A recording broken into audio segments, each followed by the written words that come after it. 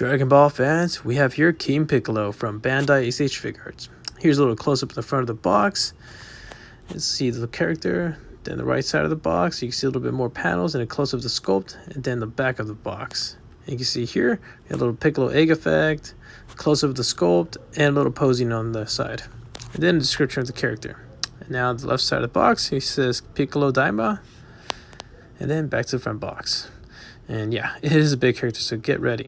Now, as for paint-wise on King Piccolo, it's amazingly done, especially this little front logo here. You can see that the font is very clear, and it's a rubbery feel, so it's nice. You know it's not going to get damaged. As for the arms, beautiful sculpt, and then you have the sash, nicely done, and then the right side of the arm, same sculpt work, and just that pink is really bright and nice, especially the red. As for the head sculpt, nicely done. It captures that evil grin face of King Piccolo, especially the antennas, and just the ears, and then you have the eyes, which really brings out the character's look. As for height-wise, he actually stands at 18 inches. And now here's a little close-up next to the previous Piccolo. This is like a 2016 model. You can see here different crotch articulation and different ab crunch for sure. Now as for accessories, you actually get King Piccolo's rice cooker. And he was actually put in this rice cooker. I forgot Technique's move, but yeah, rice cooker has amazing sculpt work, amazing paint apps, and it actually opens up. Boop. You can actually throw some water, throw some rice in there, make yourself some dried rice. The rice cooker is awesome. Now, as for other accessories, you also get Piccolo's egg with a little effect on the top. And there is a little bottom hole there. If you had an Tamashii stand, you can click it in there, which it does not come with. Now, as for the rest of the paint app and the sculpt work, it's a nice glue feel there. And then, of course, you just go comparison with the head next to the egg. You can see here that it's almost in par with it.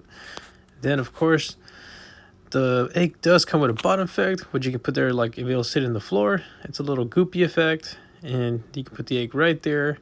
It kind of stands in balance, and the goopy part stays on top. Now, as for head sculpts, you actually get 3. You get Off My Lawn head sculpt, well sculpted, well painted, and it captures that really angry grin face, especially the eyes and the veins. You can see here the right side of the ear is nicely done, and the eyes are done. Now, as for the second head sculpt, it's a bit more open mouth, angry effect, and you can see here in the eyes, really well done. You can see the mouth, really sharp, and the teeth are really well, and the paint apps are amazing. For the third head sculpt, pretty much angry again, but just like, I guess it looks like a frustrated face. And you can see here, nice sculpt, nice eye work. And then the antennas are actually movable. You can pop them off or pop them back in. And they're really simple to move, so don't feel like you're going to break them. As for other accessories, we get the 1-star Dragon Ball. Now as for hands, we actually start off with the default fisted hands. Sculpt work is nicely done, paint app is nicely done, and scales well. And then we get ourselves some open hands. Again, paint as well and sculpt as well. You can see the fingernails. And then we get our right pointy finger hand. And this could be either for beam cannon or just pointing down the neighbors. Then we have our take it easy hand or just our karate chopping hand. And paint app is nicely done. Sculpt is done well. And the last hands is actually just open grab hands or just gripping hands. You see your sculpt is nicely done. And of course, like every other figure with gripping hands, it's time to raise the roof. As for articulation for King Piccolo, we're going to start off with the neck joint. It's actually its own piece. Then the head. It's kind of little slight issues where you can barely tilt the head. So you can try to tilt this far left and then tilt this far right. And then if you want to rotate the head, it actually goes full 360. And then the antennas, of course, I pointed out, they're actually movable. You can push them around. You can twist them around. 360 with no problem. Now, as for tilting the head down, you can go that far down. And then you can go that far up.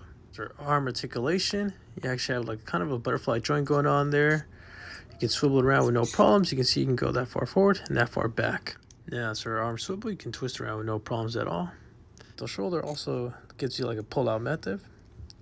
And as for arms, you can raise it this far up and this far high. Now, regarding on the elbows, you have the little bracket joint here, and you can go this far back. And now, as for hand joints, you actually can rotate this much. No issues at all. And as for pushing the hand up and the hand down. And now as for ab articulation, you can see here that the logo is actually a rubber feel, so don't feel like you're going to break it. You can bend this far down, and you can see that the rubbery logo is not affected at all. And then you can go this far back. As you can see, you can go really back. Now so the waist tilt, you can tilt this far left, and then you can tilt this far right. Now as for the sash articulation, you can actually wiggle it around a little bit. Now as for the bottom of the waist, you can actually tilt it around. You can go this far down and rock it around a little bit, just to get some more movement. Then as for the crotch, you actually got the little thigh swivels that barely tilts, and then you got the little force push right there. Now, so the Van Damme special, you got King Piccolo and Young Piccolo. You can see that King Piccolo has a good balance. And now just for kicking, you can kick this far up, and then you can kick this far back. And then you have knee joints, so you can go this far back. You can actually kind of tap the back just a little. Now, as for feet, you can twist around with no problems at all. And you do have great ankle pivot. You can turn this left and turn that right. And you can see here, there's a little gap area, which is nice. Now, as for kicking the toes, you can go that far up and that far down. And now, as for swapping heads, you can see you just pop it off easily like that. You see it's rocking on a ball joint, and then you can see the hole under the head.